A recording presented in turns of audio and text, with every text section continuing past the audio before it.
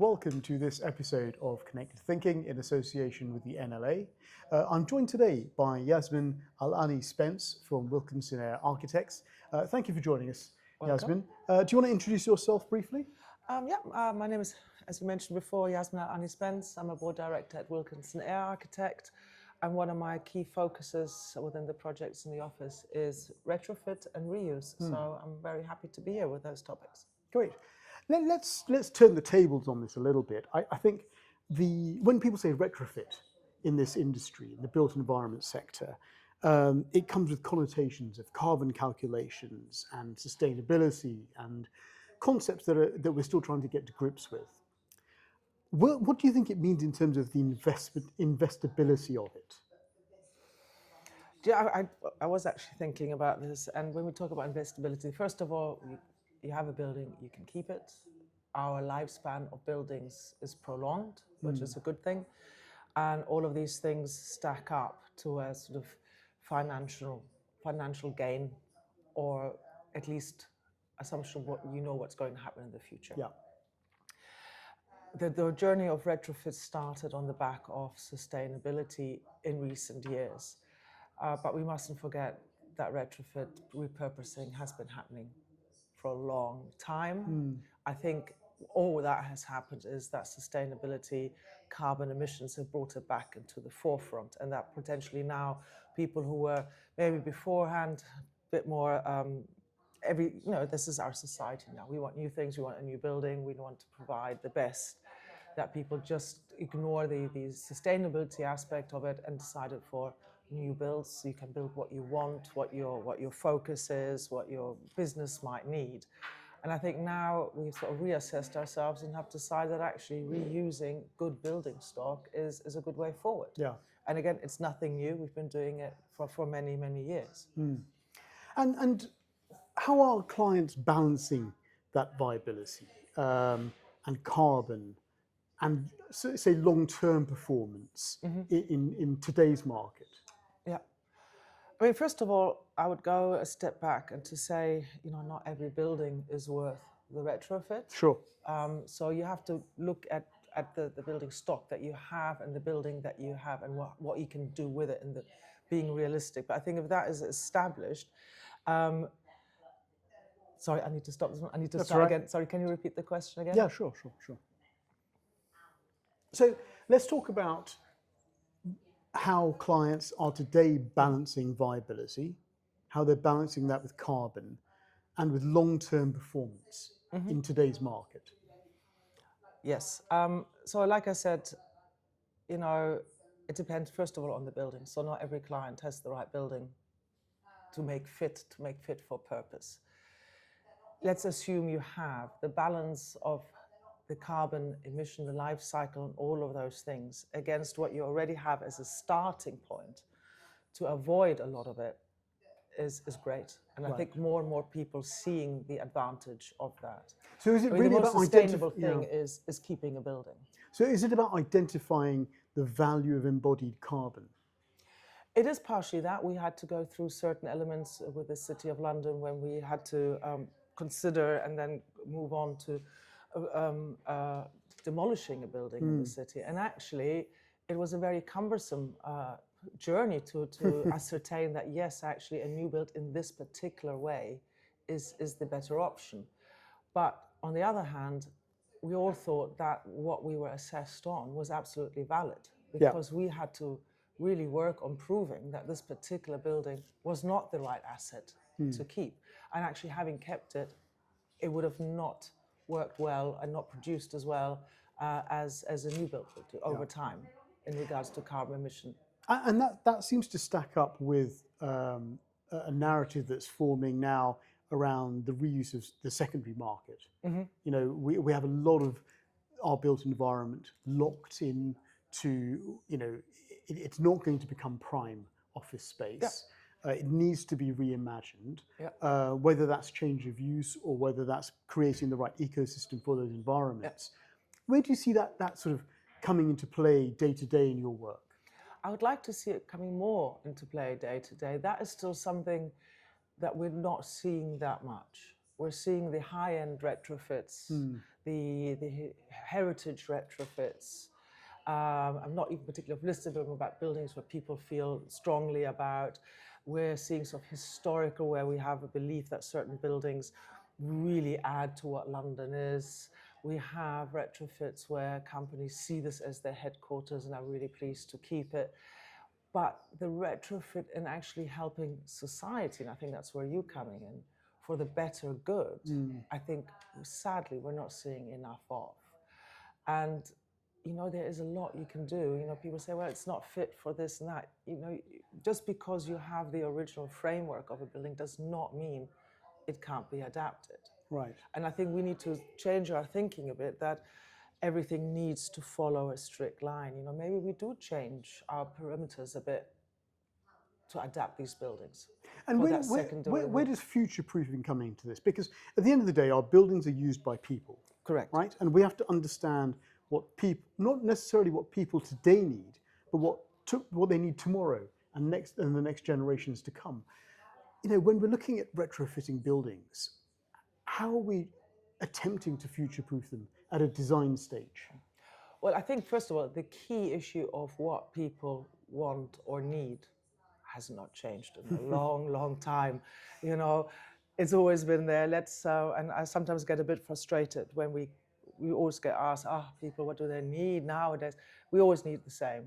We need a good, healthy environment.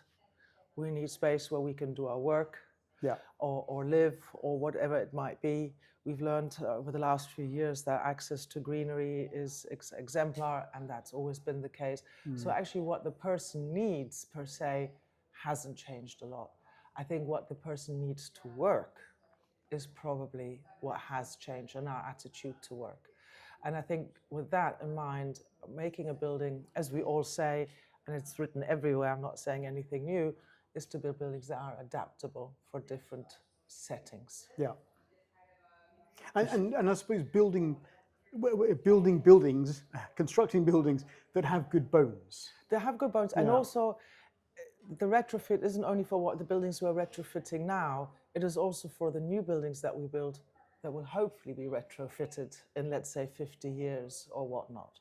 And it's those that we really need to, where we now, with all the knowledge that we have, need to make sure that the buildings we're designing now are those that can really adapt in a retrofit come in 20, 30 or 100 years' time.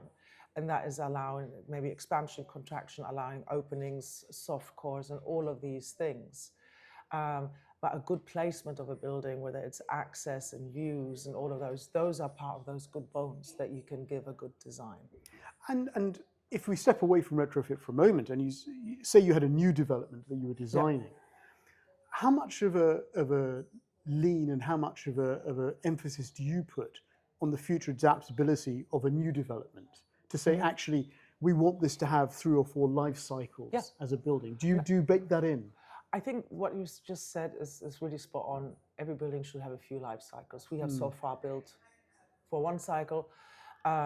Even warranties of materials do not allow us, per se, to work for longer. So I think all of those things need to be reassessed, our warranties, all of that. Yes, I mean, you have to build them, because also if you design a new, let's say a new master plan, it takes humans, like you said, to live in them. And what we cannot control in architecture or anything, whether it's politics or architecture, is how people behave. Yeah. And what might be one thing one day might, for its own reason, for its own morphing into something, create new spaces. So how do you allow that? I think it's, again, putting in enough variables that can be moved and shifted. You know, how many people nowadays live in old school buildings? And that brings a charm of itself to actually allow that the humans who live there to have control over their environment, 1 generation, 2 generation and onwards. And how do you think, so what you're talking about here is really design leadership. It's sort of thinking ahead to what future generations will need for what we are delivering today. Yeah. How can you translate that into planning policy, into a framework of legislation, into governance? How do you translate that across? That's a really tricky one. Because again, by doing that into planning policy, we're again going one way. And maybe actually it's to step away, not from policies, but opening them up to a wider thinking. Okay. Because the minute you have a policy, you're prescribed to a certain extent of what can happen and can shape. So I think maybe the planning policies, a bit more adapting that as well to change. And I think at the moment, maybe that we're not quite there yet. Letting people change their environment easier, or adapting it easier without endless bureaucratic sort of paper chains and meetings. And I think that needs to go more hand in hand. And do you think that would also deliver a more aesthetically pleasing environment as well, because it's design-led as opposed to policy-led? Absolutely. Yeah. We need policies because, there's many who design well and have that and thinking, but there's also places where that doesn't happen, and there's certain developers and whatnot who don't follow that. So I think it really is managed. So the policies need to be in place to get a common ground, and that's the most important thing about policies, not to sort of get things or developments going AWOL. But at the end of the day, like you said, architecture is for humans, and we need to let humans guide it, not the building guide the human. And I think the minute we do that, we end up with empty places. Yeah. And if we go back to where we started talking about, thinking about retrofit from an investment perspective, if we think about retrofit from a design perspective, do you think those dots are getting joined up more? I think so. I mean, when you design something from new, you get a wise piece of paper, and then the first thing you do is you put in your constraints. When you do a retrofit, you get already a piece of paper with your building on it, but essentially that is your constraints. But I think with these more ambitious projects that are going on, not just in the UK, but elsewhere, we are able to demonstrate what is sort of the art of the possible. What can we do? I mean, I'm leading the Citibank Tower transformation. I was going to say, give me an example. I've got one. Yeah, go on. I've got one. Built in 1999 and completed in 1999. One floor after the other, exactly the same, and we've managed to transform it into something completely different.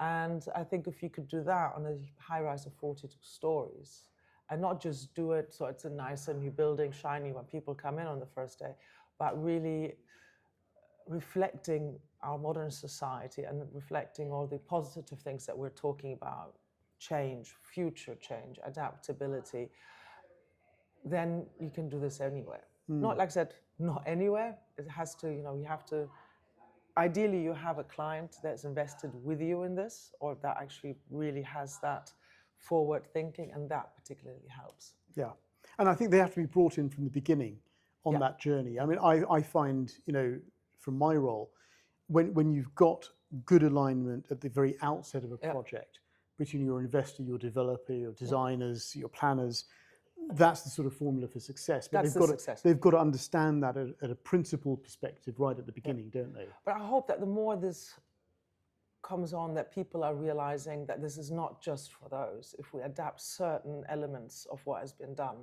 maybe that can be something that goes into policies at a later stage. I think people will get more nervous, but a lot of people, until recently, it's like you want a new car, right? You want a new car because you want it for another 10, 15 years. Well, why would you buy a second-hand one? And then tell people, look, I'm still driving this great car. You go back to your wife or family and say, look, I've got, and they go, but it's exactly the same. So I think it's this thinking that also still sits with a lot of people. I'm invested, I've got my pot of money, I want something new that reflects the zeitgeist, and then I'm actually giving you the same. Yeah. And I think we need to move away from that and show that just because you are reusing something, you are no less better off than you were with a new build. I'm almost feeling, you're almost saying that we need to design resilience into our buildings, don't we? Yeah. That they can be resilient to whatever future generations may want out of them. I mean, who knew that 20 years ago we would be guided by our phone in our pocket? You know, that's not even a life 25, 20 years. Sure. So we don't know. Before we came into our offices, if we talk about office, because our work was there, now our work is in our pocket. Yeah. But again, coming back to what you said in the beginning, it's about people. And there is always a place, hopefully, to people unite and go somewhere together. Yeah. And it's that resilience that different modes can go through, or different uses of the building. Years ago we had buildings with huge data centers, data rooms in there. And, we don't have that anymore. We have buildings which are now listed with sort of petrol stations at the most. And it's actually quite also the charm of things to see how we can move through space and time. And that becomes our future heritage, doesn't it? It becomes a future. It was. I'm just going to quote this because I thought it was the nicest quote I heard for a while. It was an Austrian architect who I don't particularly know, and somebody said to him, "What is a sustainable building?" To which he answered, "A beautiful one." And everybody asked, "Well, why would that be?" He said, "Well, if it's beautiful and well built, people will want to keep it." Yeah. And I actually thought it's pretty spot on. I think that's a brilliant point to stop on, actually.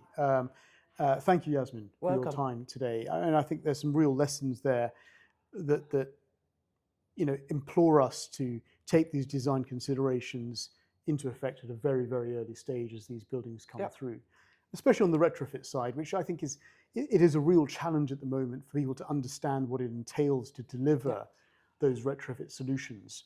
Design thinking really has to be at the center of it, doesn't it? And just to finish that off, and we're learning.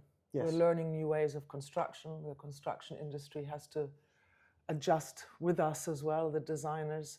So we're learning, and we'll get better and better at it. Wonderful. So, thank you, Yasmin, for your time today. Welcome. Excellent. Thank you.